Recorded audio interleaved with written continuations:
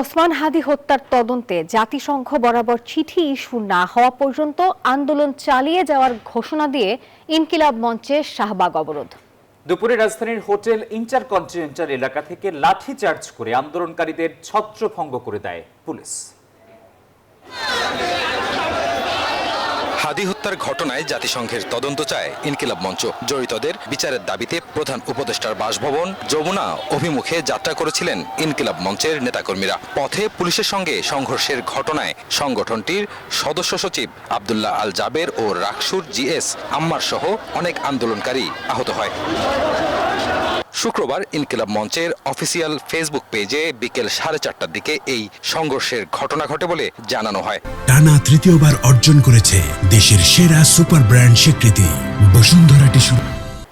অস্ত্র নিয়ে আমাদের নিরস্ত্র মানুষের উপরে হামলা করেন, আপনারা তো রাজাকার, পাকিস্তানি রাজাকারের চেয়ে কোনোটা কম না। জুমার নামাজের পর শাহবাগে আন্দোলনকারীরা জমায়েত হয়ে যমুনা অভিমুখে যাচ্ছিলেন। পথে পুলিশের ব্যারিকেড ভেঙে তারা সামনের দিকে অগ্রসর হওয়ার চেষ্টা করলে পুলিশ তাদের বাধা দেয়। পুলিশ জলকামান ও টিয়ারশেল ব্যবহার করে আন্দোলনকারীদের ছত্রভঙ্গ করার চেষ্টা করে।